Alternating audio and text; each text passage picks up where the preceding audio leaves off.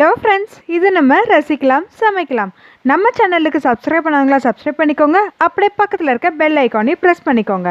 இன்னைக்கு நம்ம சேனல்ல ரொம்ப ஹெல்த்தியான ஒரு டிஷ்ஷா பார்க்க போறோம். அதோட எல்லாத்துக்கும் ரொம்ப பிடிச்சமான டிஷ்ஷும் frankie, vegetable, egg and dosa frankie எப்படி செய்யறதுன்னு பார்க்கலாம். இப்போ ஃப்ராங்கி செய்யறதுக்கு நம்ம இப்போ டோ ரெடி பண்ணிடலாம். நான் அதுக்கு ஒரு 1/2 kg அளவுக்கு கோதுமை மாவு எடுத்து வச்சிருக்கேன். இது கூடவே 1 டேபிள்ஸ்பூன் அளவுக்கு உப்பு சேர்த்து நல்லா மிக்ஸ் பண்ணிக்கலாம்.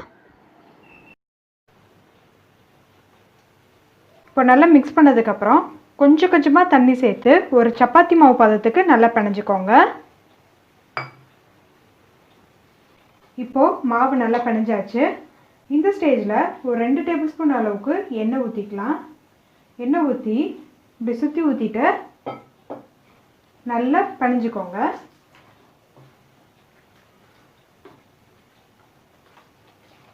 இதே ஜஸ்ட் ஒரு 2 மினிட்ஸ் பிணைஞ்சிக்கோங்க.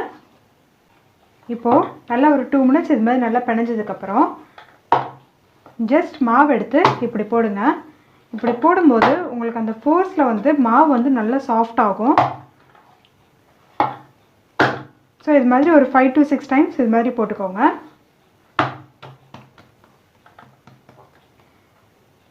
இப்போது டோ காஞ்சி போகாமல் இருக்கிறதுக்காக ஜஸ்ட் கொஞ்சமாக மட்டும் எண்ணெய் ஊற்றிக்கோங்க. எண்ணெய் ஊற்றி அது மேலே மட்டும் இப்படியே தேய்ச்சிட்டு இருக்கோங்க. அப்போ நம்மளோட மாவு நல்லா காஞ்சி போகாமல் இருக்கும். இப்போ இதை ஒரு மூடி போட்டு ஒரு 20 மினிட்ஸ்க்கு அப்படியே வச்சிடலாம். இப்போ நம்ம ஃப்ராங்கிக்கான மசாலா ரெடி பண்ணிடலாம். அதுக்கு ஒரு 1/2 டேபிள்ஸ்பூன் அளவுக்கு மிளகாத்தூள், ஒரு 1/2 டேபிள்ஸ்பூன் அளவுக்கு தனியாத்தூள், ஒரு 1/4 டேபிள்ஸ்பூன் அளவுக்கு மஞ்சத்தூள், ஒரு 1/2 டேபிள்ஸ்பூன் அளவுக்கு சீரகத்தூள், ஒரு 1/2 டேபிள்ஸ்பூன் அளவுக்கு கரம் மசாலா, ஒரு 1/4 டேபிள்ஸ்பூன் அளவுக்கு மிளகுத்தூள், ஒரு 1/4 டேபிள்ஸ்பூன் அளவுக்கு உப்பு. இப்போ இது எல்லாத்தையுமே சேர்த்து நல்லா மிக்ஸ் பண்ணிடலாம்.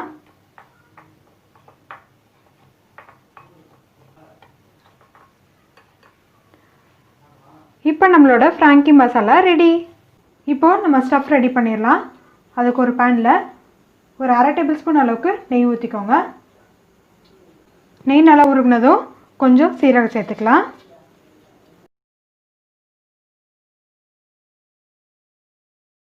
இப்போது சீரகம் நல்லா பொரிஞ்சதும் ஒரு பெரிய வெங்காயத்தை கட் பண்ணி சேர்த்துக்கோங்க.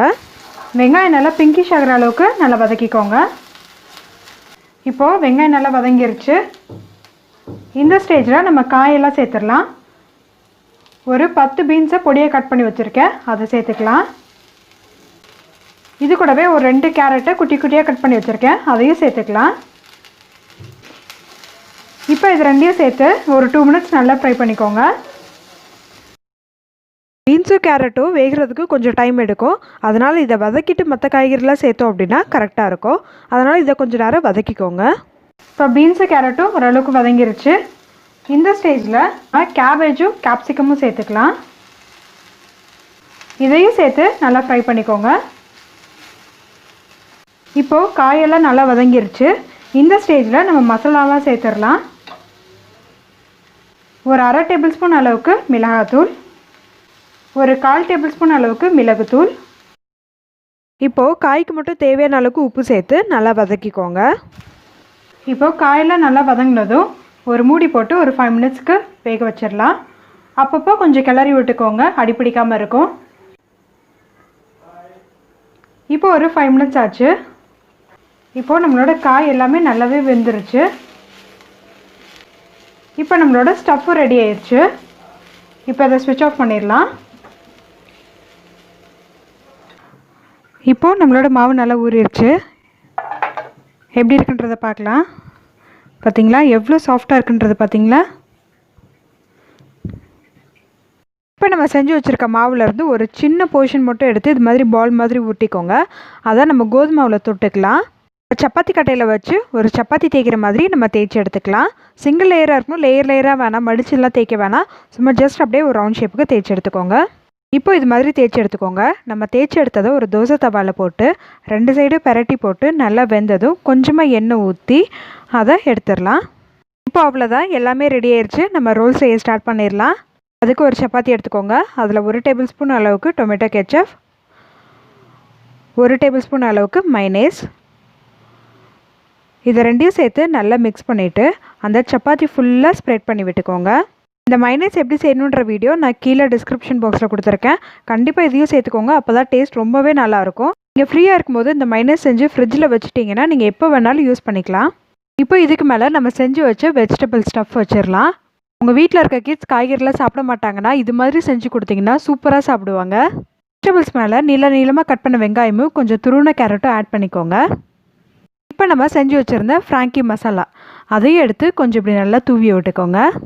இப்போ இது கூடவே துருவின சீஸ் அப்படியே மேலே போட்டுக்கோங்க. நீங்கள் எவ்வளோ சீஸ் ஆட் பண்ணாலும் நீங்கள் ஆட் பண்ணிக்கலாம். ரொம்பவே டேஸ்டியாக இருக்கும். குழந்தைங்களாம் ரொம்ப லைக் பண்ணி சாப்பிடுவாங்க. இப்போது ஃபஸ்ட்டு ஒரு சைடு க்ளோஸ் பண்ணிவிட்டு ஒரு சைடு க்ளோஸ் பண்ணிட்டிங்கன்னா நம்மளோட வெஜிடபிள் ஃப்ராங்கி ரெடி. அந்த மைனஸ் நல்லாவே ஒட்டிக்கிடும். ஸோ அப்படியே விட்டுறலாம். நம்ம எக் ஃப்ராங்கி செஞ்சிடலாம். அதுக்கு ஒரு முட்டையில் கொஞ்சமாக உப்பு சேர்த்துக்கோங்க. உப்பு சேர்த்து நல்லா பீட் பண்ணிக்கோங்க. அந்த ஒயிட்டும் எல்லோ யோக்கும் நல்லா பிளெண்ட் ஆகி வரணும். ஸோ அதளவுக்கு நல்லா பீட் பண்ணிக்கோங்க. இப்போ நம்ம பீட் பண்ணி வச்சுருக்க எக்கை ஒரு நல்ல சூடான தோசை தவாவில் ஊற்றிக்கலாம். நல்லா ஃபுல்லாக ஸ்ப்ரெட் பண்ணிக்கோங்க இது மாதிரி. இப்போ நம்ம செஞ்சு வச்சுருக்க சப்பாத்தியை அந்த எக் மேலே வச்சுட்டு ஜஸ்ட் இப்படி ப்ரெஸ் பண்ணிங்க அப்படின்னா எக்கோடையே நல்லா ஒட்டிக்கிடும். இப்போ இதுக்கு மேலே ஆயில் இல்லை பட்டர் ஏதாவது ஒன்று ஊற்றிக்கோங்க. இப்போ இன்னொரு சைடு டர்ன் பண்ணி போட்டு ஜஸ்ட் இது மாதிரி ப்ரெஸ் பண்ணிங்க அப்படின்னா இன்னொரு சைடு இருக்க எக்குமே நல்லாவே வெந்துடும். இது ஒரு ஜஸ்ட் ஒரு 2 மினிட்ஸ் அப்படியே வேகட்டும். வெந்ததுக்கப்புறம் நம்ம ஒரு பிளேட்டுக்கு ட்ரான்ஸ்ஃபர் பண்ணிடலாம். இப்போ இதுக்கு மேலே 1 table spoon tomato ketchup, 1 table spoon மைனேஸ், இதை ரெண்டையும் நல்லா மிக்ஸ் பண்ணிட்டு அந்த எக் ஃபுல்லாக ஸ்ப்ரெட் பண்ணிக்கோங்க. அதுக்கு மேலே நம்ம ஸ்டஃப்பையும் வச்சிடலாம்.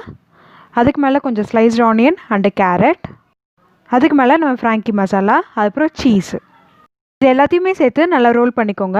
அப்படி உங்களுக்கு ரோல் பண்ணி அந்த க்ளோஸ் பண்ணுறதுக்கு முடியல அப்படின்னா ஜஸ்ட் ஒரு டூத் பீக்கை வச்சு இது மாதிரி குத்திட்டிங்க அப்படின்னா அது அப்படியே நல்லா ஸ்டிஃபாக நின்றுக்கணும்.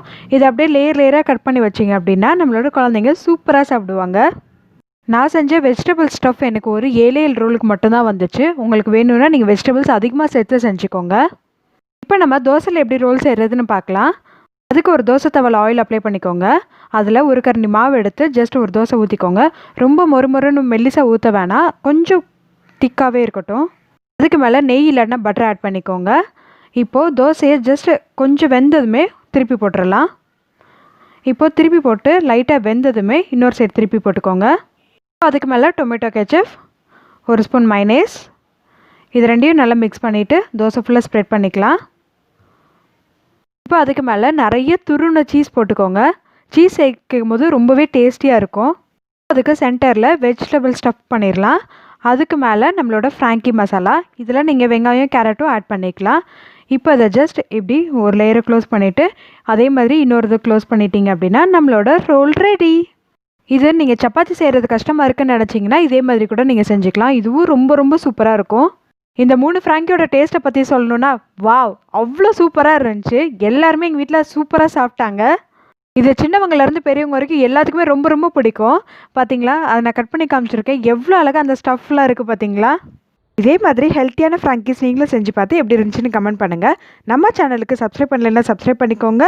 ரசித்து சமைங்க, ஆரோக்கியமாக வாழுங்க. தேங்க்யூ ஃபார் வாட்சிங்.